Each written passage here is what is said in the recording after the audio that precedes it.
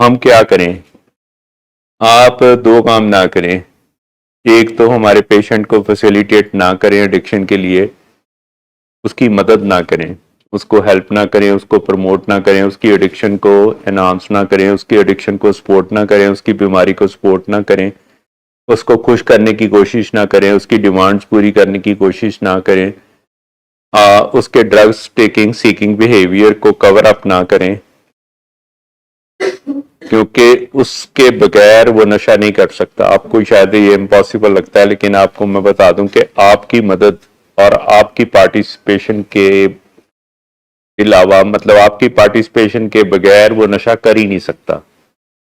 ये आपकी पार्टिसिपेशन है जिस वजह से वो 10 ईयर से नशा कर रहा है, और आप ये आपकी इनेबलिंग है।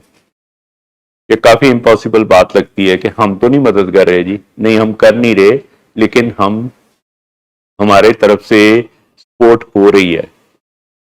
कभी आपने देखा है कि एक इंसान चाहे कि मैंने लड़ना है और दूसरा इंसान चाहे कि मैंने नहीं लड़ना, तो लड़ाई हो जाए? ये हो ही नहीं सकता। तो हम ना चाहते हुए भी हम सपोर्ट कर रहे हैं, उसकी डिजीज की सपोर्ट कर रहे हैं। जो हम चाह रहे हैं ना कि हम अपने पेशेंट की कर रहे हैं, लेकिन उसके डिजीज को जा रही है ये सपोर्ट, एक ये काम कर रहे हैं। इससे क्या होता है कि पेशेंट की मुश्किलें बढ़ जाएंगी अगर आप उसकी सपोर्ट करनी बंद कर दोगे। अगर आप पेशेंट की नशा, ड्रग एडिक्ट और एक साइकेट्रिक पेशेंट और एक मेंटल हेल्थ वाले प्रॉब्लम के पेशेंट की सपोर्ट नहीं ना करोगे, तो उसकी मुश्किलें बढ़ जाएंगी और उसको अपनी डिजीज को आगे चलाना डिफिकल्ट हो जाएगा। हम क्या करते हैं कि उसकी हेल्प कर रहे हैं in different ways, because of shame, because of toxicity, because of our inner reservation, because of के हमारा प्यार है, जिसकी वजह से हम उसकी मदद करने से अपने आप को रोक नहीं सकते। तो असल में इस चीज का फायदा होता है डिजीज को, और हमारे पेशेंट का नुकसान होता है। एंड दूसरा हम काम करते हैं कि प्रोवोकिंग करते हैं, जिससे हम उसके साथ उसको जो हम कहना चाहते हैं ना, वो हम कह नहीं पा रहे। जो हम करना, जिस ईज के साथ, जिस कंफर्ट के साथ हम अपने पेशेंट से बात करना चाह रहे हैं ना, वो इसलिए नहीं कर पा रहे क्योंकि हमारी बातों में एक कड़वड़ाहट है, एक प्रोवोकिंग है, एक तलकपन है, एक टॉन्टिंग है, एक बेइज्जती है, एक नुक्ताचीनी है। तो ये हम दो काम कर रहे हैं जो हमें नहीं करने चाहिए, लेकिन इसको सीखना पड़ेगा। मैंने क्या बोला है कि हम एक वो काम कर रहे हैं जिससे पेशेंट की मुश्किलें आसान कर रही हैं उसके ड्रग सीकिंग बिहेवियर के लिए, एडिक्शन बढ़ाने के लिए। और दूसरा हम काम क्या कर रहे हैं कि हम इस रवैये के साथ हैं जिससे हमारी उसके साथ कम्युनिकेशन बंद हो रही है। हम अब उसको जो कहना चाहते हैं हम कह नहीं पा रहे क्योंकि हमने ऐसा रिलेशनशिप ही उसके साथ खराब कर दिया, जस्ट बिकॉज जब हम बात करते हैं तो हम प्रोवोकिंग बात करते हैं। तो अगर ये दो काम आप ना करें तो आप पेशेंट को उसके हाल पे रहने दें, शायद उसकी हालत इतनी ना बिगड़े जितनी हमारी प्रेजेंस में उसकी हालत बिगड़ रही है। अब आपको समझ आई?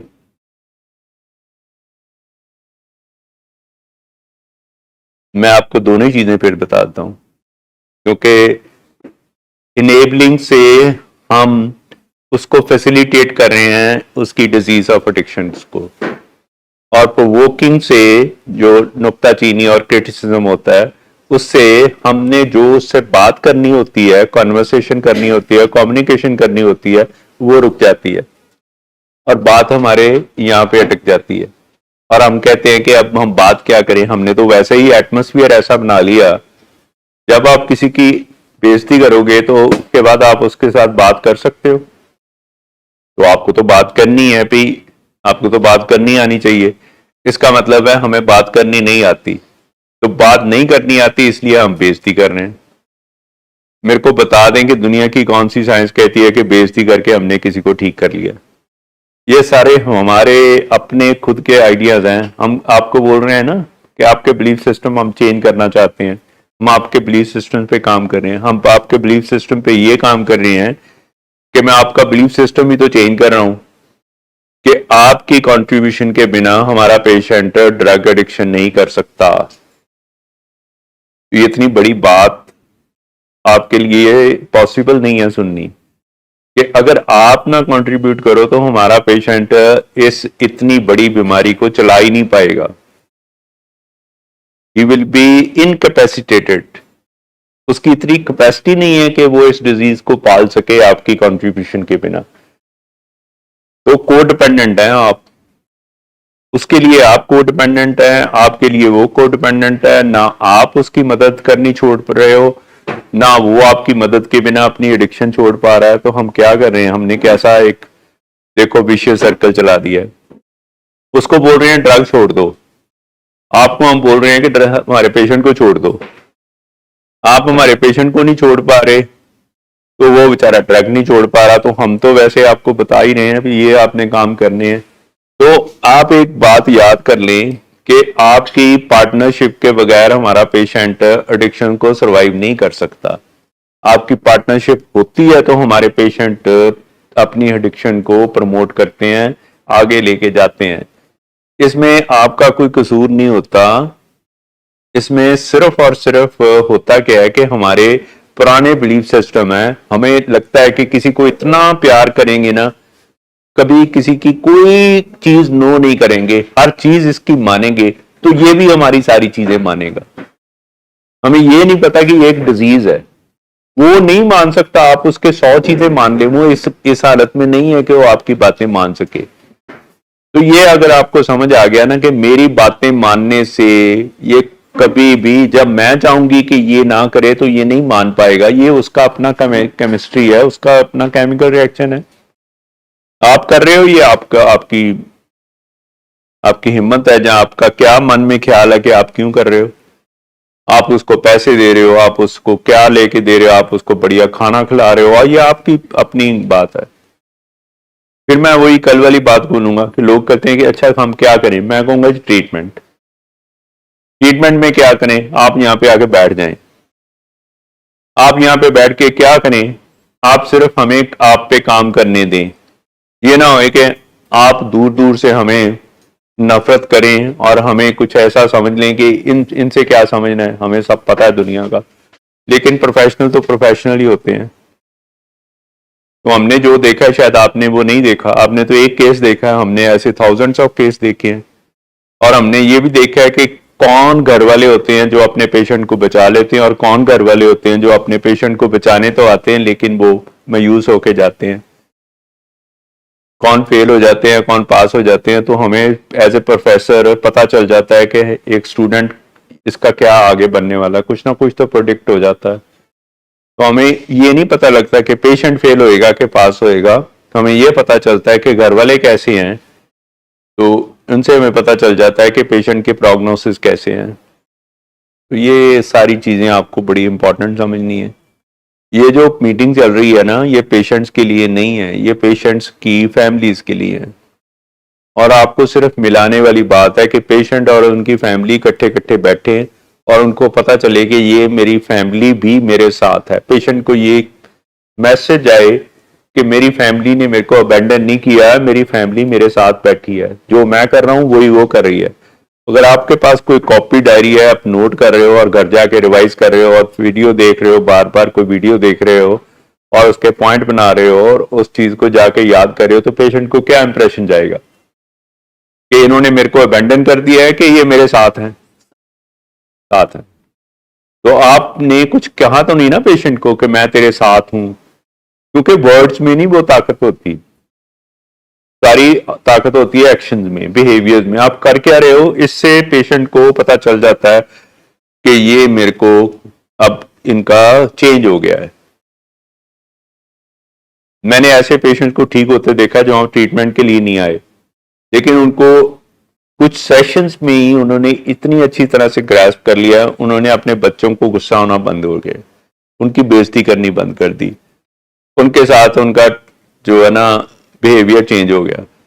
अच्छा, उनका बिहेवियर चेंज क्या हुआ कि बच्चा 1 साल में बिल्कुल ही ट्रांसफॉर्म हो गया। बच्चों में ट्रांसफॉर्मेशन कुछ जल्दी होती है। तो जो उनकी एंटी सोशल एक्टिविटीज थी ना बच्चे की, सारी रिस्पॉन्सिबल बिहेवियर में चेंज हो गई। और बच्चा 8 घंटे काम कर रहा है, पापा के साथ जा रहा है, ये तो मतलब मेरे को भी देख के हैरानी हुई कि भी इतना खराब केस और सिर्फ बात कुछ भी नहीं हुई। हमने तो ये 2-4 चीजें सिखाई जो आपको बता रहा हूं,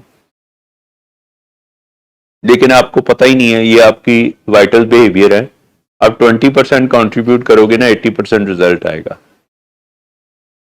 जो वाइटल बिहेवियर ये होते हैं कि अगर आप 20% एफर्ट लगाओगे तो 80% रिजल्ट आएगा। कॉमन सेंस वाले बिहेवियर क्या होते हैं कि 80% काम करते हो तो 20% भी नहीं रिजल्ट आते, तो फिर आप उससे मायूस हो जाते हो। फिर आप सोचते हो कि इस मसले का हल तो है ही नहीं है। आपकी सबसे बड़ी बैरियर है कि आप यहाँ पे बैठे हो लेकिन आपके मन में एक बैरियर है कि इस मसले का हल नहीं है।